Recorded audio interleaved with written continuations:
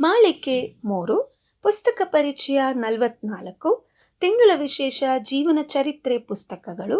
ಪುಸ್ತಕದ ಹೆಸರು ಭೀಮಸೇನ, ಮೂಲ ಮರಾಠಿ, ಲೇಖಕರು ವಸಂತ ಪೋತದಾರ, ಅನುವಾದಕರು ಶುಭದಾ ಅಮೀನಭಾವಿ, ಅಭಿಪ್ರಾಯ ಸುಜೀತ್ ಕುಮಾರ್ ಮತ್ತು ಓದುತ್ತಿರುವವರು ಶಿಲ್ಪಾ ಮಲ್ಲೇಶ್. ಪಂಡಿತ ಭೀಮಸೇನ ಜೋಶಿ ಅವರಿಗೆ ಯಾವ ಪರಿಚಯದ ಅಗತ್ಯ ಇಲ್ಲ.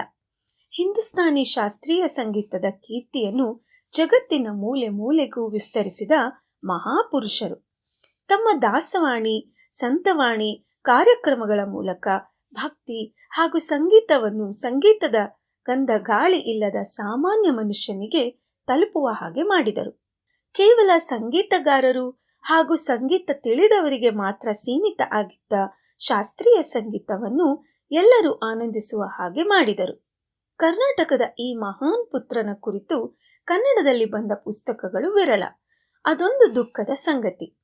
ಇವರ ಕುರಿತು ಫೆಬ್ರವರಿ 17, 1985 ತರಂಗ ವಾರಪತ್ರಿಕೆಯಲ್ಲಿ ಆಗಿನ ಸಂಪಾದಕ ದಿವಂಗತ ಸಂತೋಷ್ ಕುಮಾರ್ ಗುಲ್ವಾಡಿ ಅವರು ಸಂಗೀತ ಸಾರ್ವಭೌಮ ಭೀಮಸೇನ ಜೋಶಿ ಎನ್ನುವ ಲೇಖನವನ್ನು ಅವರ ಸಂದರ್ಶನದ ಜೊತೆ ಪ್ರಕಟಿಸಿದ್ದರು. ಪಂಡಿತ್ ಭೀಮಸೇನ್ ಜೋಶಿ ಅವರ ಮಗ ರಾಘವೇಂದ್ರ ಜೋಶಿ ಭೀಮಣ್ಣನ ಮಗ ಎನ್ನುವ ಪುಸ್ತಕ ಪ್ರಕಟಿಸಿದ್ದರು. ಆದರೆ ಅದು ತನ್ನ ತಂದೆಯ ಸಾಧನೆ ಕುರಿತು ಬರೆಯದೆ ತನ್ನ ವೈಯಕ್ತಿಕ ಜೀವನದ ಕುರಿತು ಆಗಿತ್ತು. ಭೀಮಸೇನ ಎನ್ನುವ ಈ ಪುಸ್ತಕ ಮರಾಠಿಯಲ್ಲಿ ಬಂದಿದ್ದು ಕನ್ನಡಕ್ಕೆ ಅನುವಾದ ಆಗಿದೆ. ಇದು ಅವರ ಜೀವನ ಚರಿತ್ರೆ ಅಲ್ಲ, ಆತ್ಮಕಥೆಯೂ ಅಲ್ಲ.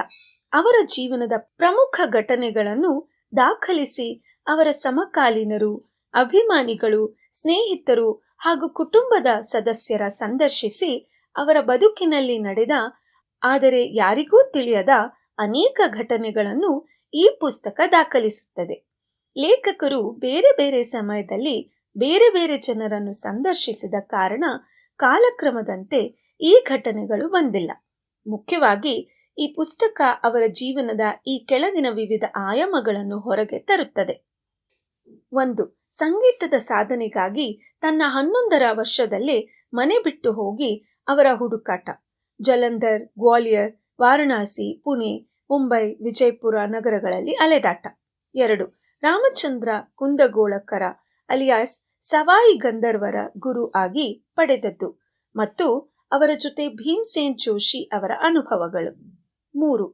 ಮಂಗಳೂರು, ಪುಣೆ, ಕಲ್ಕತ್ತಾ, ದೆಹಲಿ ನಗರಗಳಲ್ಲಿ ಅವರ ಕಚೇರಿಗಳು ಹಾಗೂ ಅಸಂಖ್ಯಾತ ಅಭಿಮಾನಿಗಳ ಅವರು ಗಳಿಸಿದ ಹಿನ್ನೆಲೆ. 4. ತಮಗಿಂತ ಹಿರಿಯ ಗಾಯಕರಾದ ಉಸ್ತಾದ್ ಆಮಿರ್ ಖಾನ್, ಕೇಸರಿಭಾಯ್, ಬಾಲಗಂಧರ್ವ ಗಂಗೂಬಾಯಿ ಹಾನ್ಗಲ್, ಮಲ್ಲಿಕಾರ್ಜುನ ಮನಸೂರ ಅವರ ಜೊತೆಗಿನ ಒಡನಾಟ. 5. ತಮ್ಮ ಎದುರಾಳಿ ಎಂದೇ ಅನೇಕರು ಭಾವಿಸಿದ್ದ ಪ್ರಖ್ಯಾತ ಸಂಗೀತಗಾರ ಕುಮಾರ ಗಂಧರ್ವ ಜೊತೆಗಿನ ಅವರ ಸ್ನೇಹ ಮತ್ತು ಅನೇಕ ಮರೆಯಲಾರದ ಅನುಭವಗಳು. 6.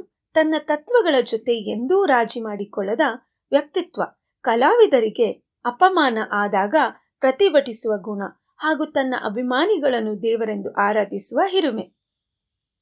7. ಕೇವಲ ತನ್ನ ಕಿರಾಣ ಘರಾನಕ್ಕೆ ಅಂಟಿಕೊಳ್ಳದೆ ಬೇರೆ ಬೇರೆ ರೀತಿಯ ಗಾಯನ ಶೈಲಿ ತನ್ನ ಗಾಯನದೊಡನೆ ಬೆರೆಸಿ ಸಂಗೀತವನ್ನು ಬೇರೆ ಎತ್ತರಕ್ಕೆ ಒಯ್ದ ಅವರ ತೆರೆದ ಮನಸ್ಸು.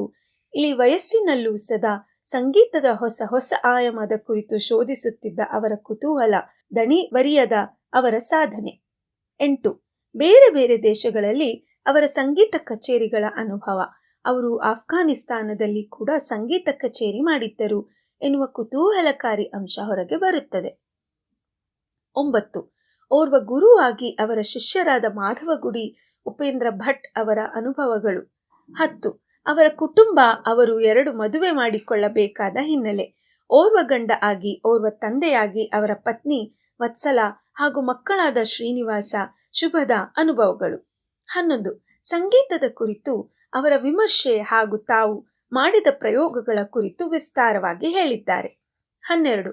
ಓರ್ವ ಸಾಮಾನ್ಯ ಮನುಷ್ಯ ಭೀಮಸೇನ್ ಪಂಡಿತ್ ಭೀಮಸೇನ್ ಜೋಶಿ ಆಗಿ ಭಾರತ ರತ್ನ ಆಗಿ ಬೆಳೆದರೂ ತನ್ನ ಮೂಲ ಮರೆಯದೆ ಸಾಮಾನ್ಯರಲ್ಲಿ ಸಾಮಾನ್ಯ ಆಗಿ ಬದುಕಿದ ಕತೆ, ಅವರ ದೈವ ಭಕ್ತಿ. 13. ತನ್ನ ಸಮಕಾಲೀನ ಗಾಯಕರಿಗೆ ಅವರು ನೀಡಿದ ಗೌರವ ಹಾಗೂ ತರುಣ ಗಾಯಕರಿಗೆ ಅವರ ಪ್ರೋತ್ಸಾಹ. 14 ಸಂತವಾಣಿ ದಾಸವಾಣಿ ಪ್ರಾರಂಭ ಮಾಡಿದ ಹಿನ್ನೆಲೆ. ಇದು ಅಲ್ಲದೆ ಈ ಪುಸ್ತಕದಲ್ಲಿ ಅವರ ಅನೇಕ ಅಪರೂಪದ ಚಿತ್ರಗಳು ಇವೆ. ಒಟ್ಟಿನಲ್ಲಿ ಭಾರತೀಯ ಸಂಗೀತದ ಧ್ರುವತಾರೆ ಕುರಿತಾದ ಒಳ್ಳೆಯ ಪುಸ್ತಕ ಇದು. ಸಂಗೀತದ ಅಭಿಮಾನಿಗಳು ಓದಲೇಬೇಕಾದ ಪುಸ್ತಕ. ನೀವು ಒಮ್ಮೆ ಓದಿ ಆನಂದಿಸಿ. ಧನ್ಯವಾದಗಳು.